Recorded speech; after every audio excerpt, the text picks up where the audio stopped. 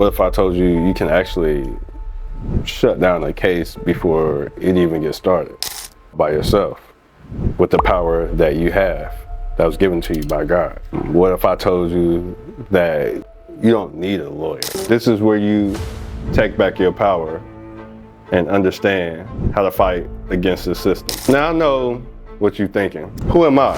Why should you really trust me?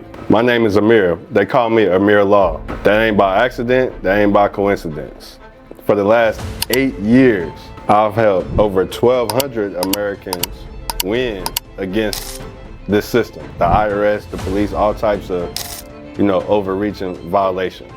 That's really just the beginning. The past 3 years, I've been building this platform to where I've had the privilege to educate tens of thousands of people to actually reclaim their rights, take back their power, and stop these types of violations before they even get started. And I don't just talk about theories, I bring real results, not just stories, but documented proof. So that's why I invite you to this conversation today. I'm gonna educate you on how to stop government overreach, stop a court case before it even starts. We do this with abatements. This is where you actually challenge the authority of the plaintiff. You challenge the authority of the court because they're calling you something that you're not. They're misidentifying you. Think about it. If somebody called you a criminal, a thug, a felon, and you've never done anything that's warranted that attention, that label, right? What would you do? You would want to stand up in court, stand up wherever you are and say, hey, that's not me. I'm no criminal. I'm no thug. I'm a rightful, righteous citizen, civilian, right? Well, this is what we do when we talk about abatements and we issue abatements against all types of government overreach. That's what we're going to be talking about today, so that you understand how to take back your power and not let people continue to misidentify you. So let's clear something up, man. Not all courts even recognize your rights, first off. Like, if you ever felt like the system doesn't hear you, it's because it wasn't designed to. But by the grace of God, it's a light at the end of the tunnel, all right? Appeals courts, circuit courts, Supreme Courts. These are the higher courts. Now, unlike all the other courts, the lower courts, right? The higher courts, they actually acknowledge your rights, your private rights. You see, the people who actually created this Constitution, they actually drew a line between public and private rights. So if anybody tell you like there's no difference, they're completely lying. You gotta think, there's a fundamental distinction in law. Public rights belong to government-controlled population. Meanwhile, private rights, well, they belong to individuals like us who actually know their rights, actually know their status, know who they are under the Constitution. Life, liberty, and property. Man, that's what God granted to us, right? Those are your core private rights. Here's the problem though. Most of us are fighting these legal battles. We fight them in the wrong courts, man. Like, these are actually military courts that we go into every day. Military courts only have jurisdiction over people who are in the Army. So if you're not in the Army, but yet you're going into military courts, you're being treated like you're in the military. Well, the Constitution, it already tells us that military courts, it can't see your rights. So you're already at a disadvantage, man. Are you picking up what I'm putting down? You're already at a disadvantage every time that you walk into court. You're in the wrong jurisdiction every single time. Let me ask you something. How many of you, the moment you get a summons, you immediately file a motion, because you're trying to handle it on your own. You do a motion to dismiss, motion to challenge jurisdiction, motion.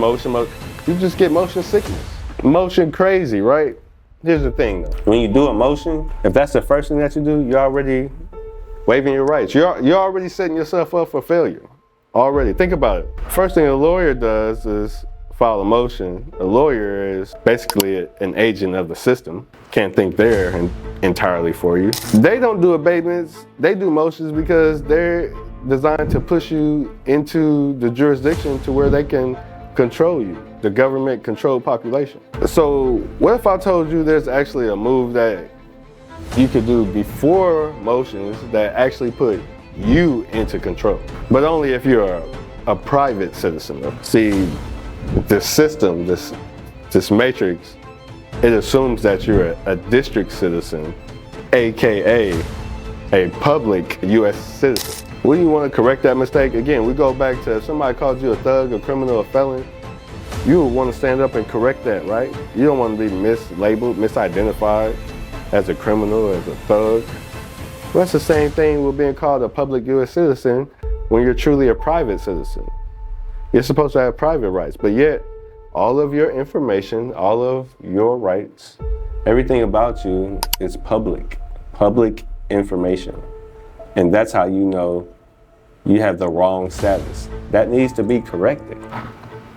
Now let's take it a step further. Let's talk about traffic tickets. Under the Constitution, if there's no real injured party, if you didn't damage anybody's property, you didn't harm them, crash into them, hurt them, any of that, then you did not break the law. There's no crime. Now, the system claims that you actually injured someone, right, by driving over the speed limit. You was going 75 into 35 or whatever, right? But who got injured? Did you die? Did somebody die? Did you crash into somebody? Did somebody's property get injured? No. Well, the Constitution says you didn't break a law. Like, who filed the complaint? Right? If you injured somebody, then that somebody would have filed the complaint, right? Who is your accuser? How can your accuser also be your witness? Because that's what's happening when the police file a case against you. In real law, if there's no injured party, there's no crime. And this, my friends, is where abatement comes in. This is actually the best thing that you could utilize to actually fight back against the system starting off. This is where your rights are actually seen, and this is why you're designed, the system pushes you to do a motion. This is why the lawyers do a motion. A motion is number 2 on order of defenses. Well, guess what number 1 is? It's abatement. You need to challenge the authority of the court. You need to challenge the jurisdiction. This is what I'm telling you guys. All right, so let's get into what abatements actually are, right? So one, like I said, you got a right to face your accuser. But if there's no injured party, if you didn't harm anybody, then you have no accuser. But if you do a motion first, then you waive the right to actually challenge this. This is why the system sets you up to do motions first.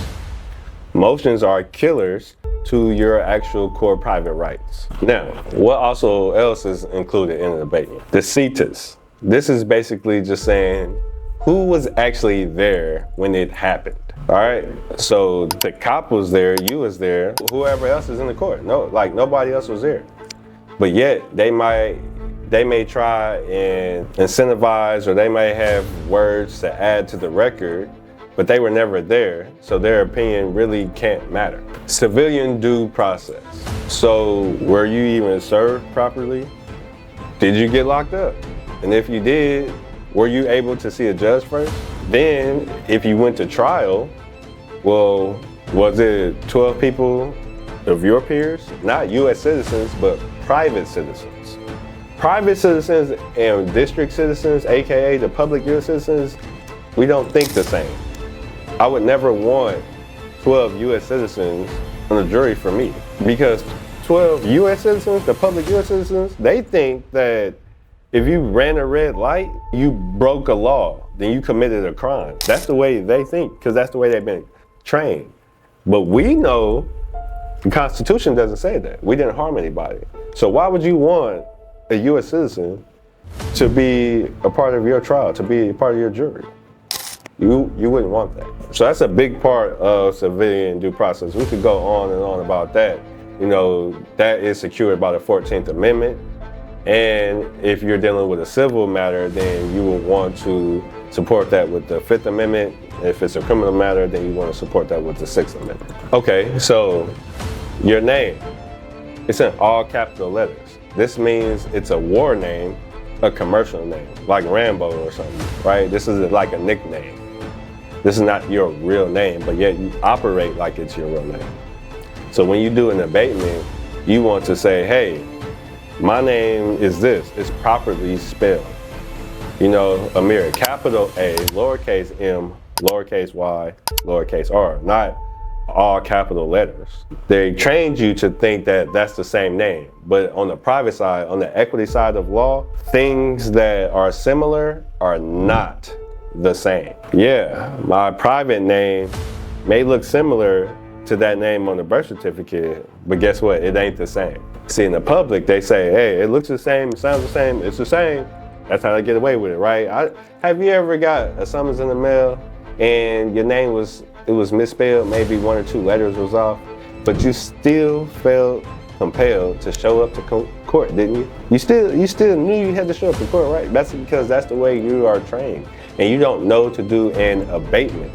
An abatement is also where you can actually put a lien on the plaintiff in the court if they continue to trespass and infringe upon your rights after you have told them that your private rights can't be seen in this court and you're trying to transfer it to a court of equity where your rights can be seen, right?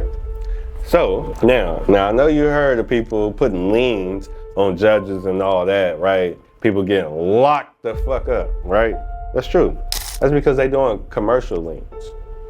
This is not a commercial lien. This is a equitable lien. It's completely different.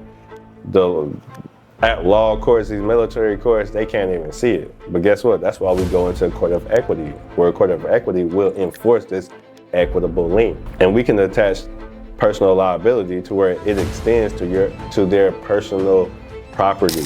This is the way you do it, and you don't get locked up for doing it. You just need skills. You just need to understand abatement. And there's more that we could get into, but I'll invite you to class one day. Listen, I want to reiterate. Most people don't do abatements, have never heard of them. Why? Because the system is designed to make you feel like you are powerless. All right? Designed to make you feel like you are already defeated before you even begin. Designed to make you feel like the system is so huge that you could never, ever beat it. That's why people have never heard of abatement and never do it. That's why they push you towards motions. Well, motions are death to equity. That's why I came up with an ebook that is called Abatements Before Motions. This is how the system is designed. The abatement is where you get to exercise your rights, your core private rights under the Constitution. They don't want that. They want you to succumb to the statutes and codes where they control government people, the U.S. citizens, right? Listen, this is a hard truth, but I'm gonna go ahead and say it because I keep it real with y'all. Government control people, like the people who took the COVID shot. It's a hard truth, but it is what it is. The people who took the COVID shot, you are being controlled by the government. You don't know your rights. The people who didn't take it, they knew their rights and they was gonna stand on that no matter what. So this is truly the difference between people who do abatements and people who do emotion. If you understand your rights, understand who you are under the Constitution, you have no choice but to do an abatement first. Because why am I being misidentified? Why are you mislabeled? I'm a private citizen. I'm not a public district U.S. citizen. That's not me. That's not who I am. I'm no criminal, I'm no thug, I'm not dead, I'm not none of that you label those people. I'm not government property that you label them. You have to handle me specially. This is what you're saying in an abatement. And to give you further proof, this is what I want you to do. This is your homework. I want you to go look up the Randy Lee abatement case out of California, where Randy Lee in open court, he did an abatement on the record. He severed the attachment between the birth certificate and him as a living, sentient being, a living man. He did an abatement in open court. It's a good example. Go look that up.